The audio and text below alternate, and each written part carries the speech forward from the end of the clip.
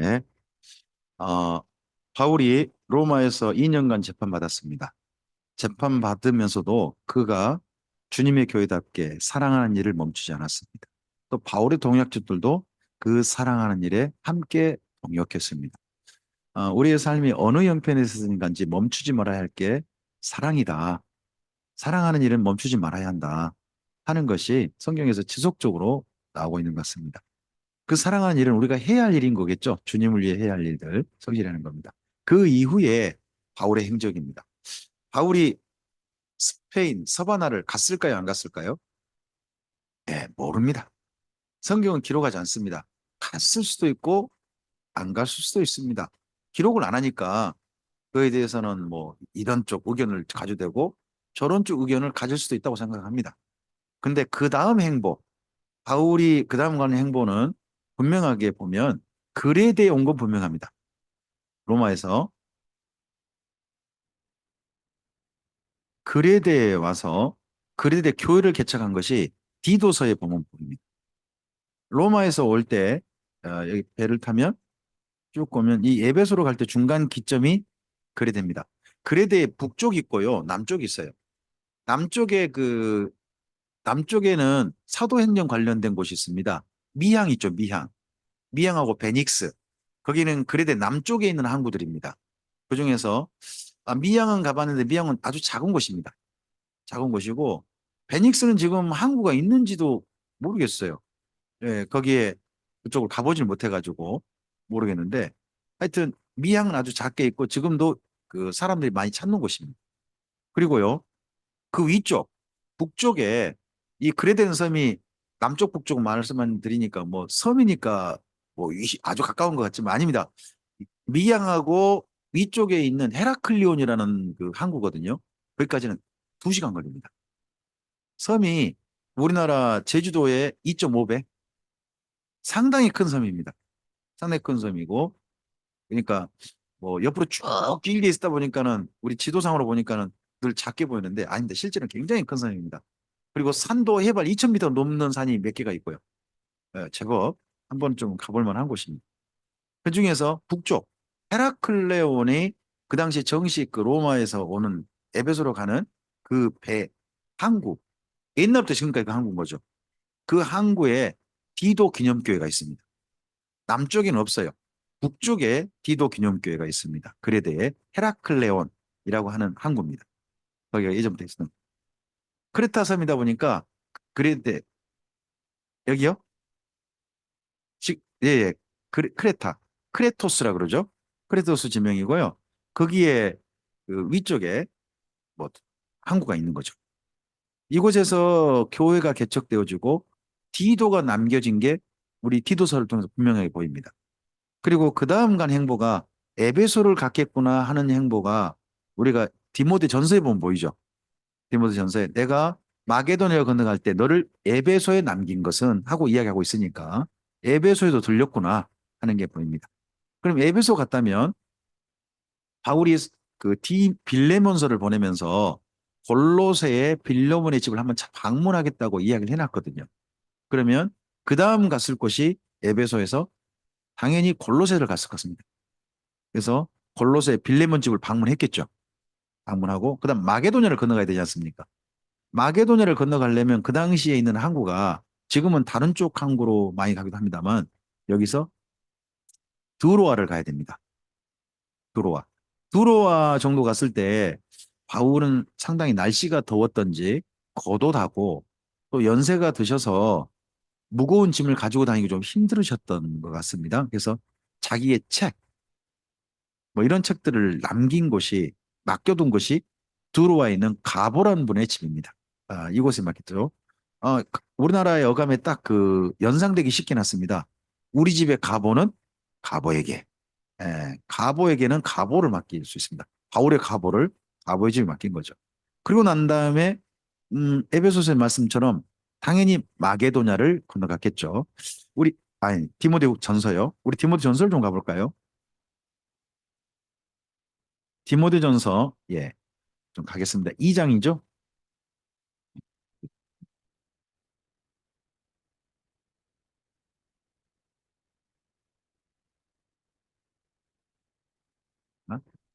디모데전서 음, 어? 2장이 아니네요. 1장인데? 아니, 내가 1장 있네. 1장이네요. 1장에 3절. 3절 우리 함께 읽겠습니다. 내가 마게도냐로 갈 때에 너를 권하여 에베소에 머물러 한 것은 어떤 사람들을 명하여 다른 교훈을 가르치 말며 4절까지요. 신하와 끝없는 족보에 몰두하지 말게 하려 함이라. 이런 것은 믿음 안에 있는 하나님의 경륜을 이름보다 도리어 변론을 내는 것이라 합니다. 어, 저쪽 마게도냐로 가면서 에베소에 디모데를 맡긴 것은 이 에베소가 벌써 신앙이 변질되고 있었다는 겁니다. 변질되고 있어서 변질시키는 무리를 경계하고 교회가 진리 안에 순전하도록 그렇게 목회자 역할을 맡기기 위해서 에베소에 디모데를 남겼다는 거죠. 자, 두로아에서 당연히 마게도냐 건너가야죠. 마게도냐에서 뭘 쓰고 있는 거예요? 지금 여기요? 디모데 전서. 아마도 마게도냐 이르렀으니까 이르면 네아폴리 빌립보거든요. 빌립보 교회 정도 머물면서 아마도 이 편지가 쓰여진 걸로 보입니다. 디모데 전서가. 근데 이 일정 가운데서 여기 그 디모데 전서에 살짝 보이는 게 일정이 바울이 본래 생각했던 것보다 늦어지고 있다는 것. 만에 하나 이야기하거든요. 만에 하나. 내가 일찍 가려고 한다. 하지만 만에 하나 늦을 수도 있을지 모른다 하는 이야기를 하죠. 제가 이거 장절을 꼭 빨려요. 음, 이게 디모데전서 3장 14절. 3장 14절요. 읽어볼까요? 내가 속히 내게 가기를 바라나 이것을 내게 쓰는 것은 만일 내가 지체하면 만일이면 뭐예요? 만에 하나 만에 하나 내가 지체하면 너로 하여금 하나님의 집에서 어떻게 행하여야 할지를 알게 하려 함이니 이 집은 살아계신 하나님의 교회요 진리의 기둥과 터니라. 그러니까 처음에 디모데를 남겼을 때는요. 교회를 변질시키는 무리들이 있어서 그런 무리들이 교회를 잘못되게 만들지 않는 역할을 위해서 디모데를 원래 남겼는데 바울이 잠깐 늦을 수도 있다는 거죠. 원래 생각은 일찍 가고 싶은데 그러면 그 사이에 무슨 역할을 해야 돼요? 목회자의 일을 해야 한단 말이에요. 목회자의 일은 뭐예요? 교회를 돌보는 거예요. 그러니까 잘못된 사람부터 교회를 지키는 것만 목회자 역할이 아닌 거죠. 실질적으로 돌보야 할 일들.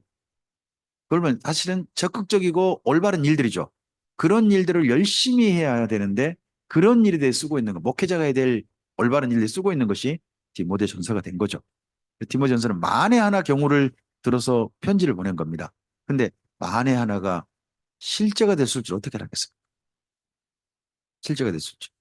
이 이후에 바울은 다시는 에베소에 돌아가지 못합니다. 마지막 만남이었던 거죠. 에베소과의. 그리고 이 빌립보를 지나서 그 다음에 또 다른 아직 마게도냐에 있습니다. 마게도냐에 있는데 디도서를 씁니다. 마게도냐 교회를 다녀보면서 바울이 정리한 것 같습니다. 이번 겨울 전에는 에베소 못 간다. 그럼 차라리 다른 교회 한 개 개척하고 따뜻한 데 있다가 개척하고 에베소를 가자 그렇게 생각을 가지신 것 같습니다. 겨울이 되면 왜 못 갈까요? 추워서. 뭐가 위험할까요? 자, 겨울이면 뭐가 내리죠? 눈, 비가 내려요. 그와 함께 뭐가 있을까요? 아니, 얼진 않아요, 지중해는. 지중해 바다가 유라굴로 강풍이 그때 많이 일어나요. 그러니까 배들이 안 다녀요. 그러면 다니려면 뺑 돌아가거나 해야 되는데 그때 또 마게도를 건너가기는 우기 때 너무 힘들어요. 그 비난 이런 것 때문에. 그러면 겨울에는 우리처럼 겨울이 뭐 눈이 엄청 내리고 그런 게 아니거든요. 비가 많이 오는 것뿐이에요. 그쪽에. 그런데 그 비가 많이 오는 것 때문에 다니기가 힘드니까 뭐예요? 그때는 여행을 자제해. 여행을 자제하거든요. 그러면 예배소로 가기가요? 겨울이면 쉽지 않은 거예요. 백길도 없거니까. 그러면 이 겨울이 지나야, 그러니까 우기가 끝나야 뭐예요? 백길이 열리는 거예요. 자, 그래서 겨울을 지낼 곳을 찾은 거지. 예? 뭐 흔히 말해서 겨울이 추워서 갔다 하는 것은 조금 좀 맞지 않는 것 같아요. 추워서 갔다는 부분들은 이제 여긴 지중해성 이 기후를 실제 경험해 보면 우리가 알아요. 지중해성 기후는요. 아침의 온도가요. 겨울이어도 우리 겨울이어도요. 실제 지중해 연변은요. 연하는 10도 그래요. 영상 10도. 예, 봄이에요. 아침에 10도인데 좀 서늘하게 느껴져요. 왜요? 낮에 겨울이어도요. 영하 25도, 영상 25도 그래요. 20도, 25도 올라가요. 근데 비가 오면 좀 내려가는 거죠. 비가 오면 조금 좀 그 정도지만 다 영상이에요. 눈이 안 온다니까요. 저 산 위나라 눈이 오지 실제로는 지중해 변은 눈도 안 와요. 그러니까 고린도에서는 뭘 못 보냐? 눈을 못 봐요. 부산 같아요. 눈이 없다니까요. 네, 그런 데는. 그러니까 그런 것을 이해하시고 이 본문을 보셔야 돼요. 백길이 끊기고 갈 여행이 안 되니까. 그러니까 겨울을 딴 데 지낸다는 것이지. 예? 뭐 추워서 그런 건 아니다. 아, 제가 설명이 좀 길었습니다. 죄송합니다. 여기 디도서에 보면 이게 보이죠? 우리 한번 디도서로 가볼까요? 디모데전서 왔으니까요. 이왕이면. 디도서 네, 맨 끝에를 가보죠. 네. 12절. 3장 12절. 3장 12절. 네. 읽어주실까요? 그때 내가 급히 니고볼리로 오라. 내가 거기서 예, 겨울을 지내는 것이 아예 결심했죠. 일정을 그렇게 해야 되겠다. 그전에는 만에 하나였잖아요. 만에 하나였는데 이때 아예 안 된 거죠, 그냥. 아, 그냥 이렇게 해야 되겠다라고 정리해버리고 말아요. 그러면 바울이 오랜만에 한 5년 만에 교회를 다시 한번 찾아보면서 방문하면서 신방하면서 교회를 돌보고 있는데 생각보단 일정이 상당히 많이 늦어졌다는 뜻이죠. 예. 이제 이에 대해서 노 목사님 이렇게 하시죠. 막상 교회 가보니까 문제가 많더라. 문제가 많더라. 문제를 해결하다 보니까 좀 많이 늦어졌다. 앞서서 빌립보서 보냈잖아요. 그럼 빌립보 교회 어땠을까요? 안 싸우고 있을까요? 여전히 조금 사이가 안 좋을까요? 모르죠. 그렇게 말하면 조금 좀그 빌립보 교회에 대해서 조금 우리가 좀 너무 미안하잖아요. 이제 근데 어쨌든 일정이 늦어졌다는 거예요. 전체적으로 일정이 늦어다 보니까 아예 겨울 전에는 원래는 이제 빨리 돌아보고 난 다음에 배 타고 아마 에베소로 갈 생각이었던 것 같아요. 고린도까지 가가지고. 근데 그러지 못한 거죠. 그래서 중간에 이제 니고볼리로 갑니다. 근데 니고볼리가 여기 앞에 지도 보신 것처럼 여기 이탈리아 반도 바로 맞은편입니다. 여기 유명한 곳이죠. 악티아라고 불리는 곳이고요. 악티움 해전. 예, 옥타비아노스하고 그리고 반대편 안토니오스하고 클레오파트라 이 해전이 일어났던 데죠. 세계 3대 해전. 예, 거기 벌였던 곳이 이곳입니다. 이곳이 그 당시 그 로마 제국 황제가 도시를 크게 만들었던 곳이죠. 또 로마 초대 황제가 만든 도시니까 로마는 어쨌든 그 도시를 융성하게 상당히 크게 좀 만들었겠죠. 그러다 보니까 그 다음 교회 개척지로 이곳을 생각했던 것 같습니다. 그럼 중간에 어디를 들러야 되죠? 여기 아직 마게도냐면요. 밑에 고린도. 고린도를 두르고 그리데에 있는 일행은요. 바로 오고 그랬을 겁니다. 그래서 그 일행들이 만났던 곳이 어디? 니코폴리스 또는 악티아라고 불린 이곳입니다. 이곳에서 겨울을 지내고 있는 동안 로마에서 큰 사건이 일어났다는 거죠. 그게 뭐예요? 로마 대화재. 로마의 3분의 1이 불탔대요. 이거 엄청난 사건이죠. 뭐 예전에 우리나라의 그 대구죠. 서문시장인가가 불탔어요. 그래갖고 엄청나게 그때 영향 많이 받았죠. 서울에 3분의 1이 불탔다 그러면 어떻게 될까요? 3분의 1이 불타버렸다. 서울에. 대구도 안 떨어졌을까요? 엄청나잖아요. 그럼 그때 현직 대통령은 어떻게 될까요? 탄핵되고 뭐 난리가 날 것 같아요. 아, 뭐 하여튼 뭐 저기 저 몇 사람이 물에 빠져 죽어도 요즘은 다 물러나지 않으시고 다들 그러시니까 뭐 넘어지고 쓰러져도 다 넘어지 뭐 물러나지 않으시니까 어쩔지는 잘 모르겠습니다만은 이때 황제가 큰 위기에 정치 위기적 위기에 몰린 거죠. 이때 황제가 네로입니다. 네로가 어떤 분은 네로가 그 로마에서 불을 피웠다라고 하는 분도 있어요. 그런 주장을 누가 하냐면 사실은 기독교에서 합니다. 예. 근데 그때 네로는 이곳에 있지 않고 빌립보에 있었다. 로마 정사에 의하면 빌립보에서요 공연하고 있었다.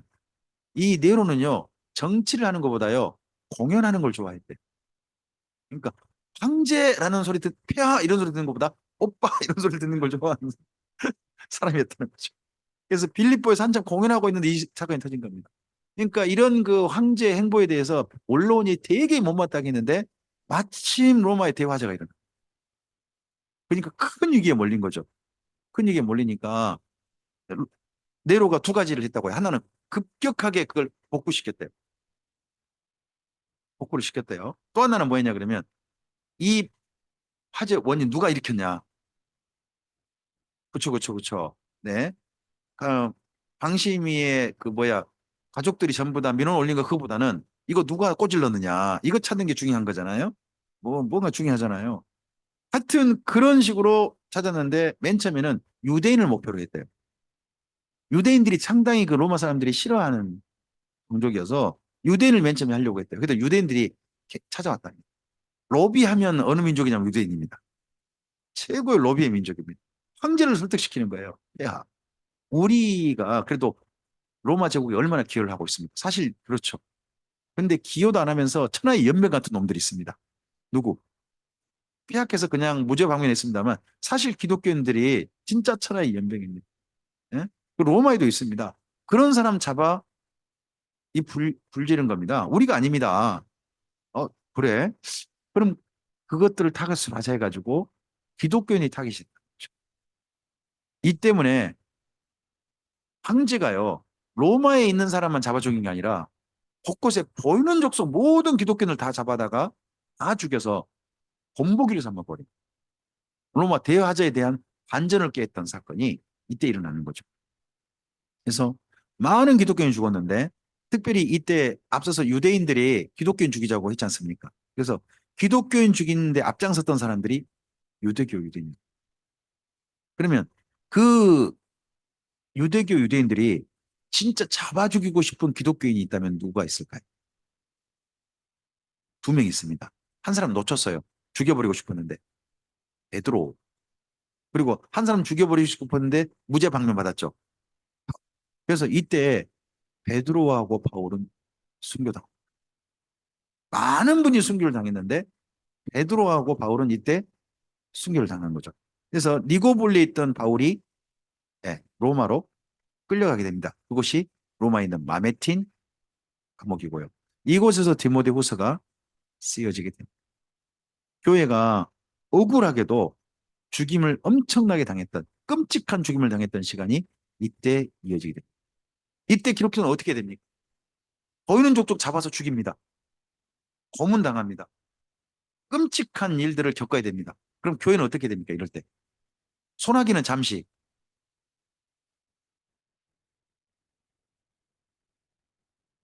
그런데 기독교는 사랑하는 일을 멈추지 않습니다. 이게 교회의 존재 방법이었습니다. 피해서 숨는 기독교는 조금 있다가 소멸합니다. 하지만 그런 순교의 그런 죽임당한 순간에 순교하기까지 사랑했던 기독교는 지금까지 존재합니다. 이게 교회가 보여준 모범입니다. 이 순간에도 성경이 쓰여지고요. 하나님의 사람들의 이야기가 성령의 감동 가운데 그다음에 남겨지는 겁니다. 이곳이 니고볼리입니다. 니고볼리. 이쪽 이오니아해 이탈리아하고 그 사이에 있고요. 예.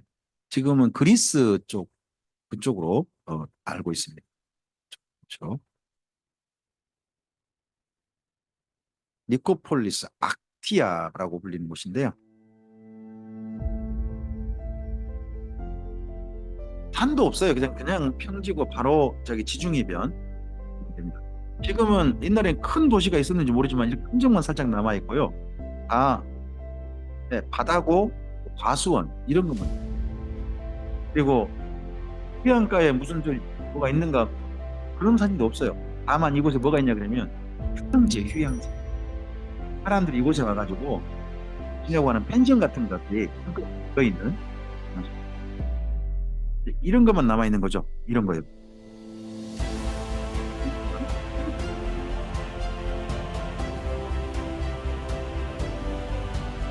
그게 일주일거나 막상 많이 먹고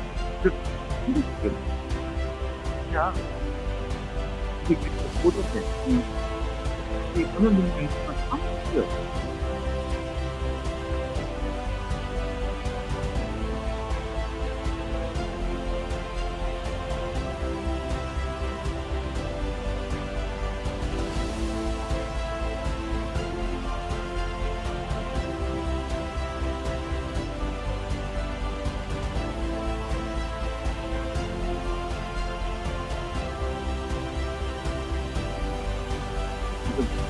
비닐하우스 같죠?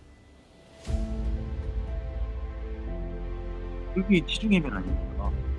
여기 일농사 잘 되는 거고요. 네. 그리고 또 올리브, 포도, 네, 이렇게.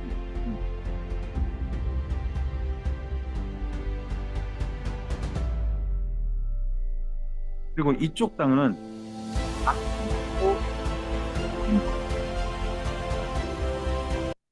아테네 고린도는요. 아테네하고 고린도는 땅이 진짜 척박합니다. 그래서 아테네하고 고린도에서는 되는 농사가요. 올리브밖에 안 됩니다. 포도도 안 돼요. 밀농사는 아예 못 합니다. 아테네 가서 제가 꼭 보라고 말씀드리고 싶은 게요. 그 도시라든 이런 거 보지 말고 주변에 그 넓은 들이 있거든요.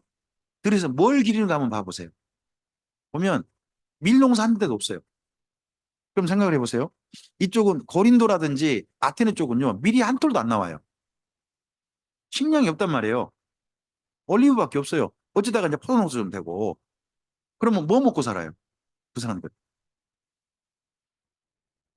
밀 같은 거 곡식이 필요하잖아요. 빵 같은 거 먹어야 되잖아요. 어떻게 먹어요? 그쵸? 수입 방법은요. 두 가지예요. 사오거나 빼앗아오거나.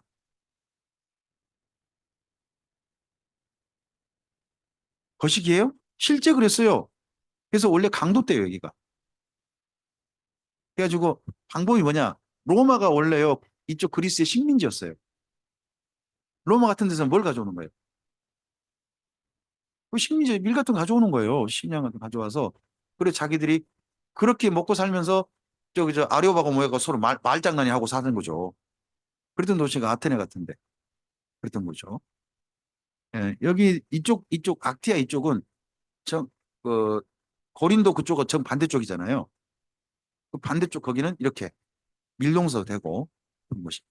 제가 알기로는 그리스 남부는 아예 밀농사가 안 되고요. 중간은 터베라고 해요. 테베라고 있어요. 테베 그쪽이 밀농사 주수 산지예요. 거기서 식량을 사오거나 아니면 거기까지 쳐들어 올라가서 뺏어오거나 이런 것이 있는 겁니다. 거기요. 가보면 실제 가보셔야 되는데요. 채소가 안 돼요. 그래서 우리나라 분들이 거기 가가지고 아테네 같은 데 가가지고 배추 같은 거 있잖아요. 심어본대요. 될까요? 안 될까요? 쉽지 않대. 그래가지고 그런데 거기 가가지고 한식 먹잖아요. 감사하셔야 돼요. 어떻게 그런 비슷한 걸 갖다 그 근처에서 어떻게 기르거나 아니면 한국에서 수입한 거예요. 그걸 가지고 거기서 식당에서 내놓는 거예요. 그냥 거기서 비싼 건 그냥 당연한 거예요. 그걸 갖다가 우리 한국에서는 이거 9천 원짜리인데 5천 원짜리인데 그렇게 하고 드시면 말이 안 돼요. 이제 그런 건 또 이해하시고.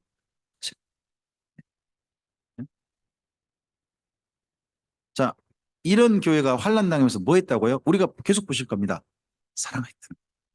신약 성경 교회 역사는요. 사랑하는 역사입니다. 자, 구약의 이스라엘 민족의 역사는 뭡니까? 사랑하시는 하나님 앞에 사랑하지 않는 역사였다면 그게 역사였다면 교회의 역사는요. 이런 예수님을 만나서 사랑한 역사입니다. 사랑한 이야기가 담겨 있다.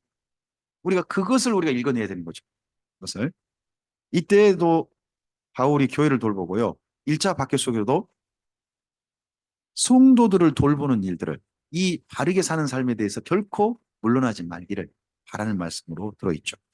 우리 네로 황제 1차 박해 가운데 그 박해 속에 성도는 어떻게 살아야 하는가 하는 말씀에 대한 그 베드로의 권면이 있죠.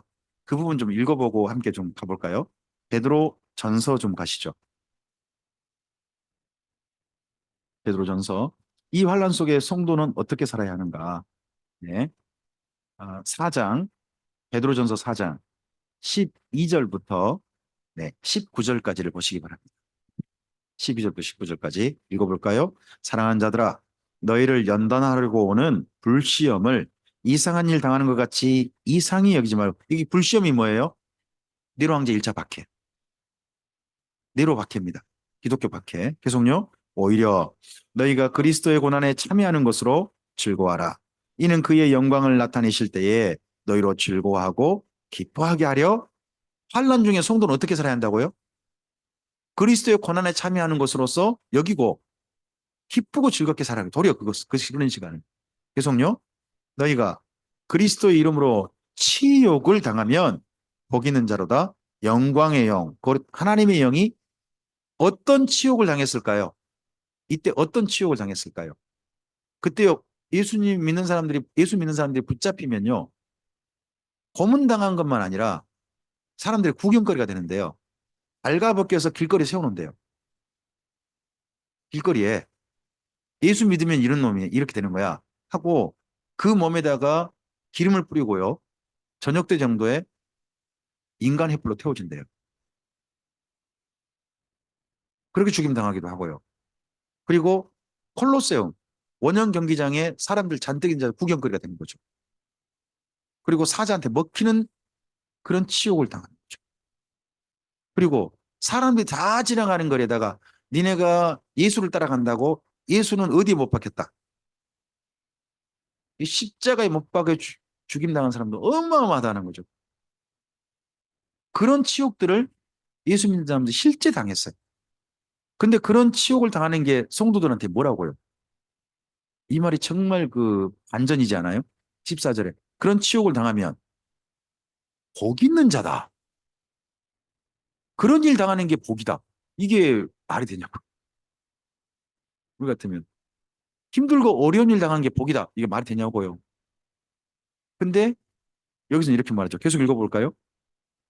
너희 중에 누구든지 살인이나 도둑질이나 악행이나 남의 일을 간섭하는 자로 고난을 받지 말려니와 만일 그리스도인으로서 고난을 받는다면 부끄러워하지 말고 도리어 그 이름으로 하나님께 영광을 돌리라. 하나님의 집에서 심판을 시작할 때가 되었나니 만일 우리에게 먼저 하면 하나님의 복음을 순종하지 않은 자들의 그 마지막은 어떠하며 또 의인이 겨우 구원을 받으면 경건하지 아니한 자와 죄인은 어디에 서리요. 그러므로 하나님의 뜻대로 고난을 받는 자들은 또한 선을 행하는 가운데 그 영혼을 미쁘신 창조주께 의탁할지어다. 이 고난 속에서 이 핍박 속에서 잡히면 죽임당하고 고문당하고 하는 치욕을 당하는 이런 순간에 성도는 끝까지 어떻게 살아야 한다고요? 어떻게 살아야 한다고요? 선하게. 어, 목회자가요. 저는 목회자로서 목회자가 착하게 산다는 것이 쉽고요. 의외로 어렵더라고요. 저요. 목회자는요. 생활이 목회를 하잖아요. 제가 만나는 사람은 주로 어떤 사람일까요? 목회자와 또 어떤 사람? 다 주님을 믿고 주님을 사랑하고 주님을 가까이 하려는 사람과 주로 만나요. 그러니까 제가 교제권 자체가요. 뭐라 그럴까요? 악한 사람이 거의 없는 거예요. 그럼 그런 사람들끼리 만나가지고 악한 일 한다면요. 진짜 나쁜 놈들이죠. 그런 사람들끼리 모였는데 악한 일 하면 진짜 나쁜 거잖아요. 대부분 그러니까 목회자들 만나고 성도를 만나서 제가 누리는 만남이 어떤 걸까요? 악한 일이 없는 만남이에요, 대부분 다. 그러니까 만남에 있어서 걸림이 없어요, 거의. 그러잖아요? 그러고 또 서로 함께 도모하는 일이 어떤 일일까요? 뭐 우리가 하투를 치겠어요. 뭘 하겠어요? 뭐 도박을 할까요? 아, 이거요? 그거 할 일도 없잖아요. 만나면 정말 뭐 서로 삶의 반가운 이야기, 신변잡게 이야기 할지언정 우리가 함께 꿈꾸는 일들이, 함께 하고자 하는 일들이 결코 악한 일은 아니잖아요. 선한 일은. 그래서 목회자는 한편 착하게 살 수 있는 것 같아요. 그런데요, 제 개인적으로 생각해 봤을 때 있잖아요. 제 개인의 삶. 목회자의 자기 관리가 참 중요하잖아요. 저는 제 자신의 삶에 있어서 사실 풀이한 시간이 너무 많거든요. 새벽에 풀이해요, 풀이해. 성경 새벽에 읽고 난 다음에요. 그 다음 날 거 준비해요. 준비하고 나서 그 다음 시간이 보통 오전 시간은 자유 시간이에요. 제가 시간을 어떻게 써도 아무에게도 말 소리 듣지 않아요. 소리 듣지 않아요. 성도들이 오겠어요, 어쩌겠어요. 우리 교회 성도들 오전에 저점 본납시다는 사람 거의 없어요. 그러면 제 스스로 제 시간을 써야 돼요. 그럼 그 시간을 제가요, 착하게 써야 되는가요? 아니면 그냥 써야 되는 건가요? 그게 어렵다. 저는. 제 혼자 쓰는 시간을 착하게 쓰기가 제가 참 쉽지 않더라고요. 예전엔 제 혼자 쓰는 시간을 컴퓨터에서 게임하는 시간으로 많이 썼죠. 제 혼자 하는 시간을. 지금은 시간을 그렇게 쓰지 않으려고 참 많이 노력을 해요.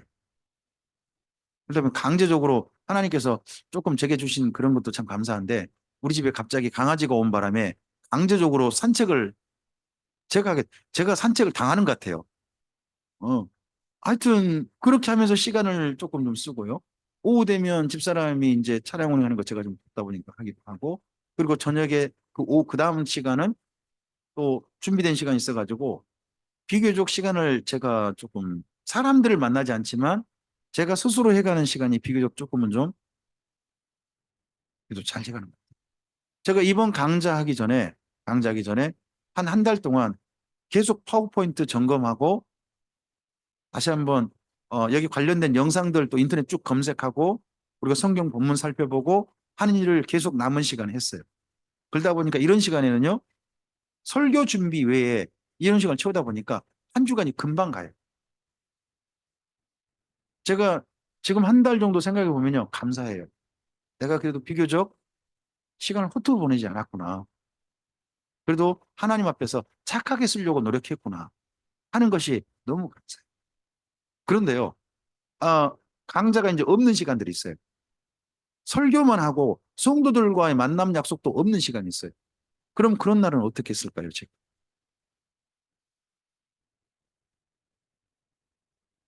그러면 좋죠. 근데 의외로요. 저도 보면 시간을 착하게 쓰는 거에 대해서 익숙하지 않아요. 쓰려고 노력하는 거죠. 쓰려고 노력하는 거고 자칫하면 시간을 그냥 허투루 보낸 경우가 많아요.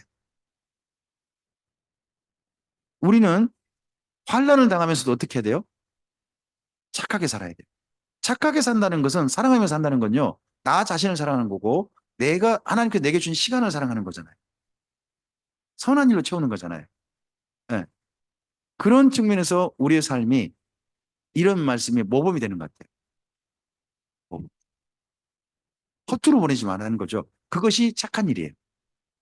그게 우리가 살아가야 할 선한 일이죠. 그 삶을. 자, 이런 말씀을 통해서 우리 그런 것들은 한번 봐야 되겠습니다. 예.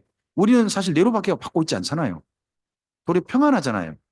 근데 평안한 속에서 우리는 그럼 어떻게 시간을 착하게 써야 되는지, 어떻게 내 인생을 착하게 사용해야 되는지 힘들죠. 힘들지만 그렇게 살아야 하는 것이 모범이 여기에 있는 거죠.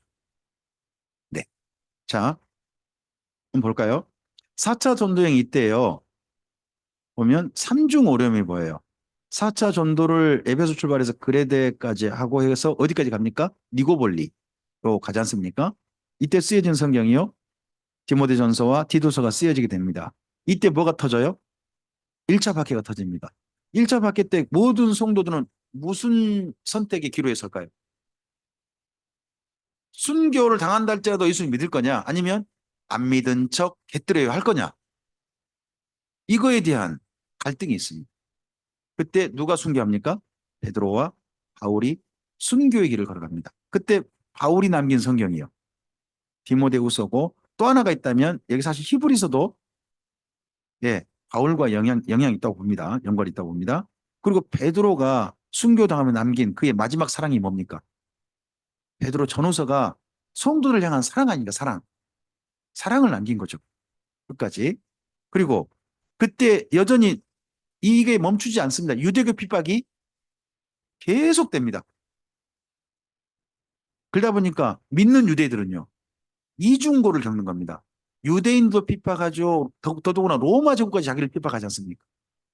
얼마나 힘들었겠습니까? 그 핍박 속에서 더더구나 예수님은 오시지 않고 또 유대교는 자꾸 회유하고 협박하고 이랬을 때 많은 사람들이 고민합니다. 사실 저도요, 목회하는데 제일 힘들었던 건요, 제가 힘든 게 아니었습니다. 제가 바꾸는 거 그거 별거 아니었어요. 근데요, 저 때문에 우리 아이들이 학원 못 가고요. 저 때문에 제 아내가 밖에 나가서 알바를 하고요. 이런 게 더 힘들었어요. 얘들이 문제가 있어요. 제 아내가 무슨 제 남편 때문에 목회길 들어온다고 아내가 그렇게 고생을 하는 거예요. 그게 저한테는 너무나 힘든 어려움이었어요. 근데 제가 그 어려움을 벗어나지 못하게 해주는 거예요. 그러니까 제가 그냥 제 스스로 어떤 동굴 속에 들어가 버린 거예요. 제가. 그게 너무 그게 보기가 그냥 안 보려고 하다 보니까. 그러면 생각해 보세요. 이때 믿는 유대인들이 혼자예요, 가족이에요. 대부분 다 가족이 있어요. 그러면 내 믿음 때문에 내 아이들까지 어려움 당한 거 보기가 쉽지 않았을 것 같아요. 그랬을 때 유대교에서 지금이라도 돌아오라. 그러면 모든 어려움 다 끝나고 편안하게 살게 해줄게. 한다면 예수님 버리고 가겠어요, 안 가겠어요? 가는 사람이 많았던 거 아닙니까? 많았으니까 뭐가 쓰인 거예요? 히브리서가 쓰인 거예요.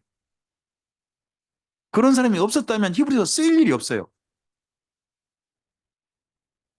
그런 사람이 있으니까 쓰였죠. 제발 그러지 말라고. 그러지 않아야 한다고.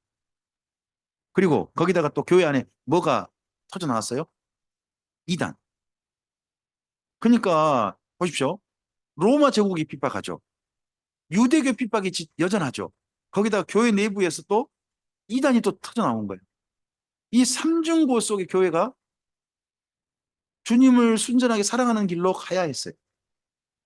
이 영주의 때문에 얼마나 또 힘들어요. 그래서 그때 쓰여진 성경이 베드로후서 2장이잖아요. 그리고 나중에 뭐 네로 황제 일자 박해 후에 유다서도 결국은 이 영지주의에 대한 교회 경계거든요. 핍박은 끝났지만 뭐는 계속되고 있어요. 교회 내부의 이단의 횡포는 계속되고 있는 거 아니에요. 이런 것들이 교회의 삼중 어려움. 이런 속에서 교회는 어떤 길을 갔다는 거예요? 순전하게 사랑하는 길을 갔다는 거예요. 우리가 그런 말씀을 바라요. 그 가운데 뭐가 있습니까? 디모데 전서가 있습니다. 디모데 전서는 목회서시라고 합니다. 돌보는 이죠. 돌보입니다. 자, 앞을 보시고요. 첫 번째 읽어주시겠습니까? 예수님은 목회자에게 교회를 사랑하여 직분자를 세우고 성경을 가르쳐서 경건하도록 돌보라 부탁하십니다. 성도들이 어떻게 살아라고요? 경건하게 살도록. 경건하게 사는 게 어떻게 사는 거예요? 남자들은 어떤 게 경건한 거죠? 손으로요, 싸우는 일 쓰지 말고, 손이 회개해야 된대요, 남자들은. 손이 회개해야 된다. 아, 그렇습니까? 입도 회개해야 됩니까? 하여튼 손이 회개해야 된다면 손을 어디에 써야 돼요? 싸우는 데 쓰지 말고, 기도하는 데 제발 쓰도록 해라. 남자들은. 여자들은 회개를 어떻게 해야 돼요? 어떻게 경건이에요? 사치하고 허영하고 하는 그런 쪽 삶을 사용하지 말고, 정절로 남편과 더 순전한 사이가 되는 거, 그리고 검소, 그리고 이웃을 사랑함으로 그걸로 자기를 꾸미는 것이 회개다. 그게 경건이다. 하는 걸로 이야기하는 게가 여기 디모데 전서입니다. 자, 밑에 또 읽어주세요. 바울이 목회자 디모데에게 좋은 직분자를 세우고 성경을 가르치며 성도에게 공평무사하게 대하도록 지도했습니다. 네. 자, 디모데 전서의 내용을 제가 정리를 안 했네요. 디모데 전서를 좀 가보시죠. 간단하게 정리를 좀 해봅시다. 본문 내용.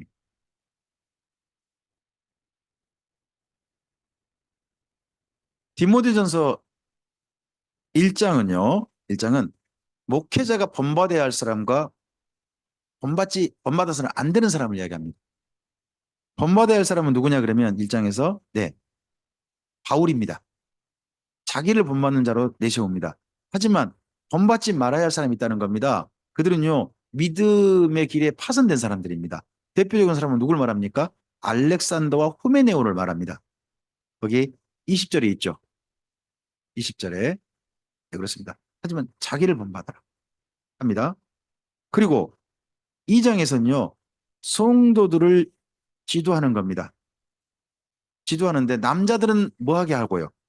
거기 8절 보시면 남자들은요, 손이 경건해야 됩니다. 손이. 예, 손이 경건해야 됩니다. 그리고 9절에 여자들은요, 단장함이 달라져야 됩니다. 자기를 단장함이 달라져야 됩니다. 그게 경건입니다. 경건입니다. 특별히 근데 여자분들에 대한 이야기가 많아요. 아마도 에베소도요, 기가 센 여자분들이 많았나 봐요. 그러다 보니까 그 여자분들이 자꾸 그 좀 나서시고 뭐 그러신 게 좀 있었던 것 같죠? 그러니까 그 12절 이하가 여자분들에 대한 이야기 제법 길어요. 네. 뭐 바울이 이게 모든 교회의 대상이 아니거든요. 생각해 보세요. 루디아에게 이런 말 안 해요. 베베에게도 이런 말 안 해요. 근데 몇몇 교회 좀 여자분들이 많이 나서길 좋아하는 교회가 있는 것 같아요. 고린도 교회라든지 이런 교회들한테 이런 이야기 한 것이 모든 대상으로 이렇게 한 건 또 아니에요. 그러니까 이런 걸 또 우리는 그 일반적인 표현으로 가져가 가지고 모든 여자는 교회에서 뭐 해야 된다. 아, 조용히 한다. 저는 그런 말씀이 꼭 그렇게 적용 정말 그러나 한 생각을 좀 해봅니다. 그리고 3장은요. 3장은 교회를요. 목회자 혼자 목회해서는 안 된다는 겁니다. 누가 있어야 됩니까? 교회 직분자입니다.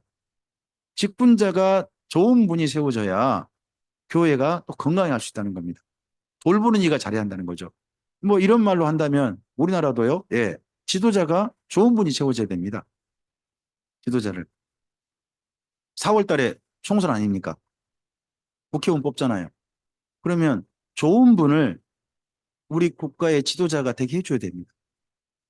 우리한테 그런 선택의 권리가 있다면 그렇게 해줘야 또 우리나라가 잘 될 수 있는 겁니다. 여기도 교회도 누가 필요하다? 좋은 직분자. 근데 직분자 조건에요. 같은 공통점이 있어요. 보면 감독이라고 하는 장로님이 있고요. 집사라는 분들이 있어요. 공통이 뭔지 아세요? 그게 한 아내의 남편이 된다는 거예요.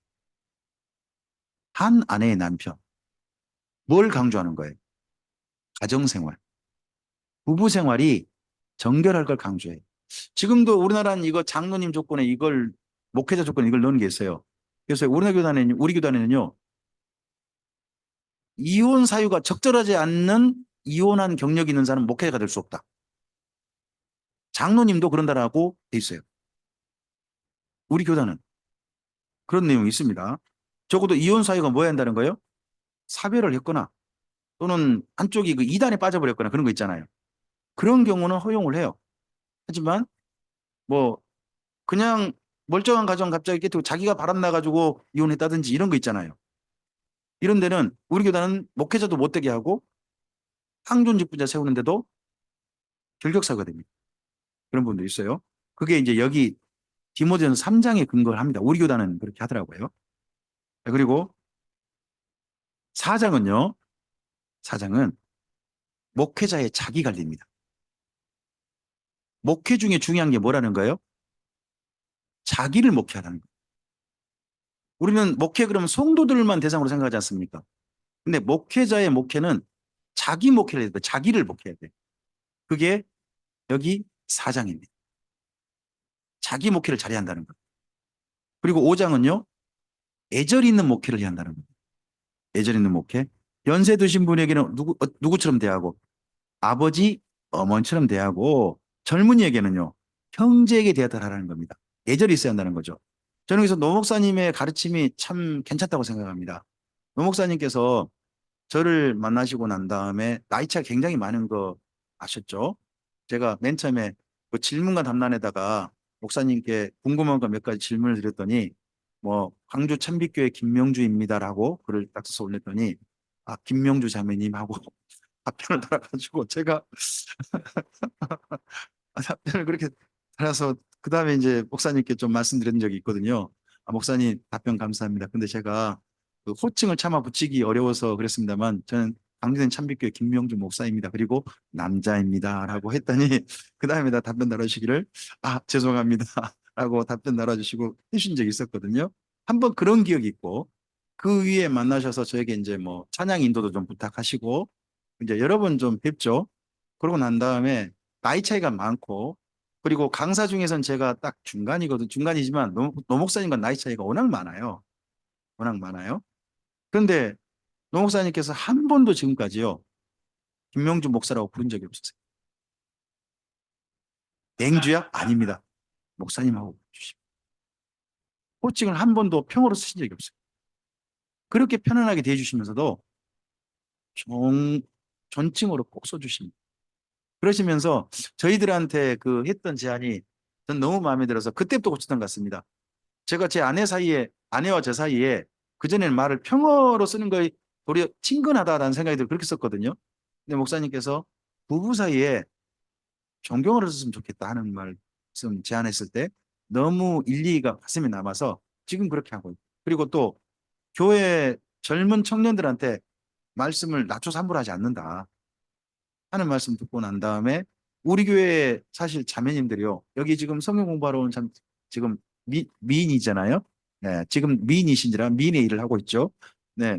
근데 그 미인 자매 중에 그 이제 대학교 들어간 자매 있거든요. 대학교 들어간 자매에게는 저는 누구 자매하고 말 높여줍니다. 제가 가지고 있는 개인적인 기준입니다. 대학교 들어가면 고등학교 졸업하고 대학 들어가거나 하면 그때부터는 존칭을 써준다. 그 밑에 동생에게는 제가 그렇게 부릅니다. 강유하고 이렇게 부릅니다. 하지만 그 자매가 지금 올해 고3이거든요. 이제 내년에는 이름을 불러주겠죠. 유진 자매 하면서 존칭을 써주는 게 제가 가지고 있는 소신이고 제 기준이고, 그걸 가르쳐 주신 분이 노 목사님인데 그게 여기 5장 디모데 전서 5장을 가르쳐 주시면서 하셨던 적용입니다. 저는 그 적용이 옳다고 봅니다. 그래서 나이가 젊은 목사님이 그때 하시더니 참 많이 찔렸죠. 나이가 젊은 목사가 연세이 좀 더 있는 그 장로님이나 권사님한테 어이 박권사, 어이 김장로, 이거 참 싸가지 없다 하신 이야기 하실 때 정말 공감이 됐습니다. 근데 제가 어디서 많이 들었느냐? 부흥회 다녀보세요. 부흥회 다니면요, 성도들 욕 많이 먹어요. 연세 있는 분들, 좀 더 젊은 분들한테, 좀 목사님한테, 어이, 김장로 일어나 봐. 이런 식의 이야기를 참 많이 들었거든요, 저는. 좀 많이 다녔다니까요. 한 건 아니고, 다녔다고요. 권위, 권위, 하여튼 권위라고 생각을 하는 것 같아요. 그렇게 하는 저는 분위기 속에서 신앙생활을 했기 때문에 그게 당연한 거로 생각했어요. 그리고 또 우리 교단에 있는 유명한 예화가 있거든요. 실제 사례예요. 아주 연세 많으신 우리 교단 부초기장님 하신 장로님이요. 좀 더 어리신 담임 목사님께 세배하러 가셨어요. 세배를 받으신 게 아니라 세배하셨어요. 우리 교회의 영적 아버지시다. 해가지고 세배 실제 하셨어요. 우리 교는 유명한 예화예요. 우리 교단에. 아주 존경할 만한 사례. 그걸로 이야기해요. 그때는 여기 5장에 있는 말씀은 제가 제대로 안 봤던 것 같아요. 그렇게 해서는 안 되는구나 하는 것들을 좀 많이 좀 생각이 됐죠. 예. 그리고 과부들도 함부로 대해서는 안 된다. 대신에 과부들은 자기 가족이 돌보되 교회가 좀 돌봤으면 좋겠다 하는 내용이 여기 있고요. 그리고 교회에 정말 존경할 자들은 존경하되 특별히 장로님들이 목회를 잘할 수 있도록 좀 해야 한다. 입니다. 에베소에요. 모임이 한 군데가 아니었나 봐요. 큰 도시고요. 모임이 좀 여러 개 있었고 모임을 지도하는 분들이 장로님이셨나 봐요. 장로님들. 그 장로님들이 장로의 직을 잘할 수 있도록 돌보라 하는데 특징이 있습니다. 여기가 뭐 어디하고 비교하셔야 되냐 그러면 사도행전 20장에 바울이 에베소 장로에게 유언 남겼던 게 있어요. 거기하고 여기 5장에 17절, 18절하고 비교하셔야 돼요. 사도행전 20장에서는요, 장로님들한테 자비량을 권했어요. 자비량을 권했습니다. 근데 여기 디모데전서는 뭘 말합니까? 목회자가 목회에만 전념할 수 있도록 사례비를 주어라. 공동체가 하는 내용이 들어있습니다. 바뀐 거죠. 왜 예전에는 자비량을 이야기한 거예요? 임박한 진노가 있으니까 빨리 뭐 하라는 거예요? 목회를 오래 할 필요 없다는 거죠. 물려주고 할 필요는. 하지만 교회가 오래도록 주님 오실 때까지 존재하려면 목회자가 딴 일만 하지 않고 목회에 전념할 수 있도록 교회가 도와야 한다 하는 측면에서 목회자 사례비 부분이 이야기가 달라져요. 적용이 달라진 게 보입니다. 이것도. 예. 그리고 6장에서는 성도들의 사회생활을 잘할 수 있도록 돌봐야 한다 하는 것이 목양으로 되어 있습니다. 여기 보시면 디모데전서가 여러 부분이 있죠. 목회자는요, 본받을 자를 본받아야 됩니다. 그리고 성도들이 어떻게 살도록 도와야 합니까? 경건하도록 살도록 도와야 합니다. 그리고 누구를 목해야 됩니까? 자기를 목해야 됩니다. 그리고 또요, 예절 있게 성도들 대하시고요. 그리고요, 전체가 무슨 생활을 잘할 수 있도록 사회생활, 성도의 생활이 딱 틀 안에 갇혀가지고 교회 생활만 하게 만드는 그런 건 안 됩니다. 사회생활도 잘하도록 하는 것이 디모데전서에 있는 목회자의 역할입니다. 이 정도면 우리가 디모데전서 어느 정도 했던 것 같습니다. 그 다음에 볼 성경이 디도서입니다. 디도서 앞을 보실까요? 큰 제목 옆에 읽어주시겠습니다. 선한 일을 동역하라는 겁니다. 이 말은 뭔 말입니까? 제가 제목에 이렇게 붙였느냐? 디도서에서 가장 반복되는 언어가, 강조되는 언어가 선한 일이라는 뜻입니다. 선한 일이라는 단어가 많이 반복되고 있습니다. 사용되고 있습니다. 선하라, 신중하라 이런 단어가 사용돼요. 자, 앞을 보시고요. 첫 번째 읽어주시죠. 예수님은 사랑하는 교회가 목회자의 지도를 받아 진일보하여 선한 삶의 성도로 든든히 서도록 보십니다. 밑에요. 교회를 한층 더 바로잡고 다음 사역 준비에 함께 동역하자고 보낸 목회 서신입니다. 그래서 목회 서신은 세 권이라 보기도 하고 두 권이라 볼 수도 있죠. 디모데후서까지 포함하면 세 권인 거고요. 정식 목회자 서신은 디모데전서와 디도서가 되겠죠. 두 권이 목회자 서신입니다. 디도서는 사실 짧아요. 길지 않습니다. 그죠? 예, 3장까지밖에 없고요. 3장까지 내용도 아주 좀 단순합니다. 잠깐만요. 예, 제가 좀 했네요. 디도서는요. 첫째는 지역 목회를 만들 때 그분의 성품과 특기를 고려합니다. 그렇게 하는 겁니다. 저도 생각을 해봅니다. 제가 서울 강남에 가서 목회 잘할 수 있을까요? 모르긴 합니다만 저는 목회자 쫓겨날 것 같습니다. 제가 의외로요. 고집이 좀 있습니다. 못 볼 건 못 봅니다. 그래서 우리 성도님들이 저하고 오래 생활하신 분들이 저에 대한 평가가 있습니다. 저보고 차답니다. 따뜻하지 않다고요, 사람이. 어떤 딱 판단하면요. 정말 차갑게 판단한다는 거예요. 제가. 성도님들의 이야기니까 저에 대한 이야기가 맞겠죠. 이런 사람은요. 강남 가서 목회 못합니다. 네. 저는 그렇게 생각합니다. 저는 참빛교회 성도님들이 차가운 저하고 저를 그대로 용납해 주시고 지금까지 목회할 수 있는 게 정말 감사합니다. 그러니까 겉보기하고 속이 다르다는 겁니다. 저는 그래서 상당히 조금 가증스러운 사람입니다. 예식하는 사람 좀 그런 게 좀 있습니다. 자, 두 번째, 디도는 혼자 사역하지 않았습니다. 뭐 했다고요? 팀 사역을 이루었습니다. 우리 여기 디도서 3장을 가보실까요? 3장 가보시면 자 12절과 13절 두 절만 읽죠. 두 절만 읽어보겠습니다. 내가 아데마나 두기고를 내게 보내리니 그때 내가 급히 니고볼리로 내게 오라. 내가 거기서 겨울을 지내기로 작정하였노라. 율법교사 세나와 및 아볼로를 급히 먼저 보내어 그들로 부족함이 없게 하라 합니다. 자, 여기 그레데라고 하는 섬에 바울이요 디도 혼자 안 남겼다는 겁니다. 두 사람 더 누구? 아데마, 죄송합니다. 세나하고 또 한 사람이 아볼로. 두 사람이 해가지고 함께 세 명이 팀을 이루게 한 겁니다. 팀을 이루게. 그러니까 바울 사역 때부터 이거 보고 이제 요즘 이런 말 나옵니다. 팀 사역이란 말이 요즘 나오는데 그걸 어디서 발굴한 거냐 그러면 바울이 한 이런 사역 때문에 그런 말이 나온 겁니다. 자, 그럼 세 분이 각각 영역이 있겠죠. 한번 짐작을 해보는 거예요. 디도는 어떤 영역을 맡았을 것이고 세나는 어떤 영역을 맡았을 것이고 아볼로는 어떤 영역을 맡았을까? 우리가 한번 짐작을 해보는 거예요. 디도는 어떤 영역을 맡았을까요? 디도는 전반적인 목회를 맡았을 것 같아요. 그리고 거친 그 사람들을 대하는 걸 상당히 잘해내니까 그런 쪽을 좀 한 것 같아요. 전반적인 목회, 인간관계 부분. 그러면 설교는 누가 맡았을까요? 설교는 디도가 한 것 같지 않아요. 아볼로가 그 웅변이라는 설교 쪽에 뛰어나잖아요. 그래서 설교는 아볼로가 한 것 같아요. 그리고 교육은요. 예, 교사잖아요, 교사. 세나가 앞에 뭐 이름이 붙어 있어요. 율법교사 세나. 그래서 세나는 교육을 맡은 것 같아요. 교육에 그러면 목회 세 가지 영역으로 바울은 판단한 것 같죠? 여기 디도서의 근간을 세나를 놓고 보면 한 분은 뭐 전반적인 목회 인간관계 부분, 예, 소위 목양이라고 하는 부분, 또 하나 부분은 뭐예요? 설교, 또 하나 부분 교육. 이 세 가지 영역이 목회자의 3대 영역처럼 이 세 분이 이렇게 되어 있습니다. 이걸 서로 팀 사역을 하도록 이렇게 되어 있는 거죠.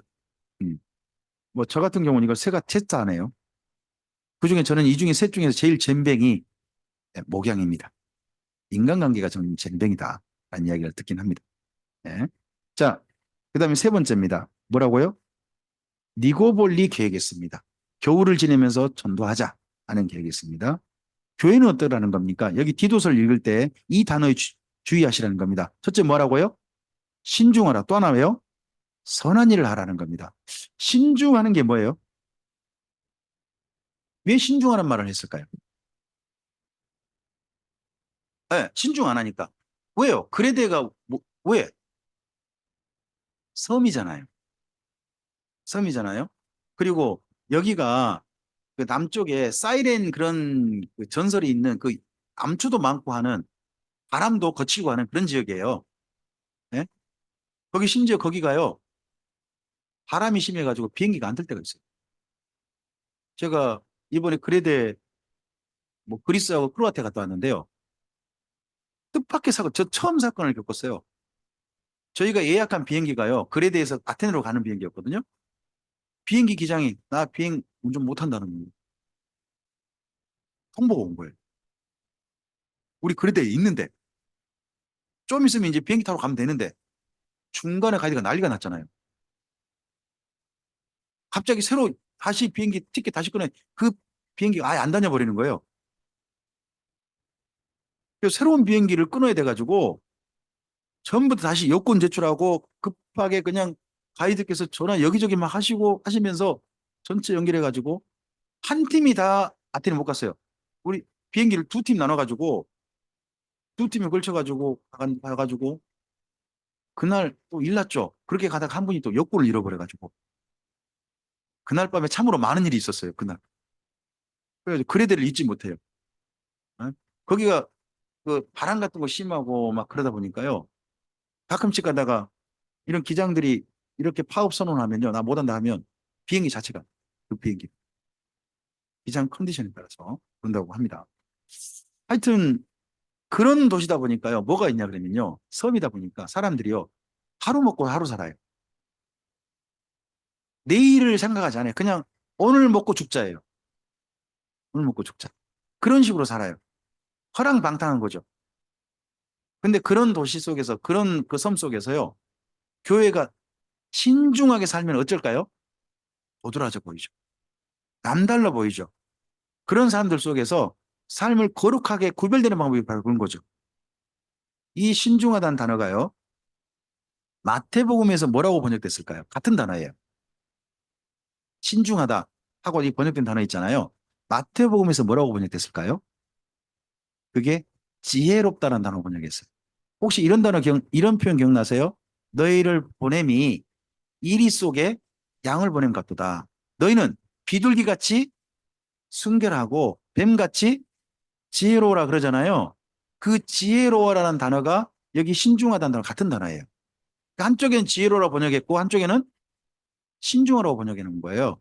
똑같은 단어인데 그럼 뱀이 왜 지혜로운 거죠? 신중하니까 지혜로운 거예요. 뱀이 움직일 때 어떻게 움직여요? 쓱 움직인 건요. 우리를 발견한 거예요. 위험물을 발견해 갑자기 이렇게 움직인 거예요. 평소는 어떻게 움직여요? 천천히 갑니다. 쓱 움직이고요. 혀를 할람 낼름낼름 하면서 한참 기다립니다. 주변을 살펴요. 뱀은 눈이 안 보여요. 귀도 안 들린대요. 그러면 주변을 어떻게 살필 수 있죠? 혀로 해가지고 흙을 딱 채취해가지고 자기 있는 곳을 감각하고요. 야콥슨 기관이라고 해요. 그리고 또 하나가 있는데 그게 몸에 원적외선이 있다고 그러죠. 열 센서. 열 센서 가지고 주변에 열기가 있는 대상을 찾는데요. 그리고 또 하나가 있는데 음파 감지. 요즘 우리 레이더 있잖아요.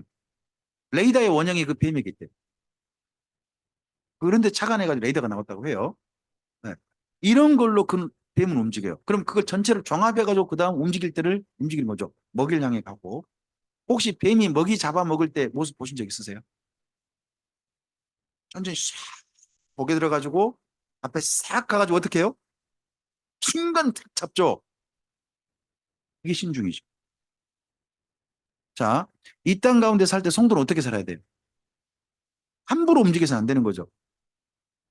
함부로 말하지 말고 함부로 행동하지 말고 생각 차분히 하고 신중히 하라는 거죠. 행동도 말도 생각도 그것이 뭐예요? 여기 디도에서 말하고 있는 것이고 그걸 마태복음 뭐라고 한 거예요? 지혜롭다. 이렇게 표현한 겁니다. 아, 이 표현이 신중하다는 표현이 마태복음도 있어서 또 오해된 부분이 있거든요.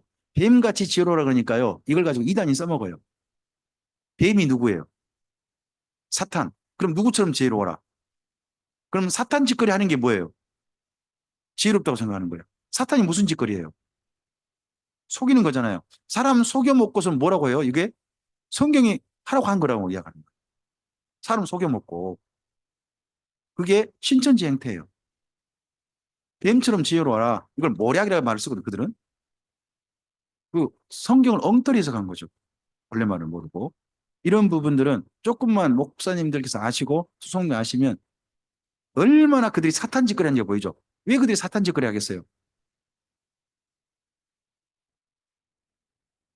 아니 그들 속에 있는 영이 사탄의 영이니까 그렇게 사탄 짓거리 하는 거예요.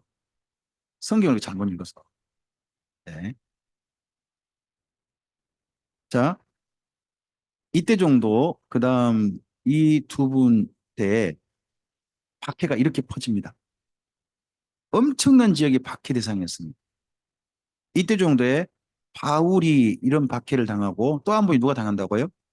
베드로입니다. 베드로 이야기는 잠깐 쉬었다가 우리 진행하도록 하죠. 네, 벌써 10시. 네, 전체가 다 박해 지역입니다. 1차 박해 때. 그건 끔찍했던 거죠.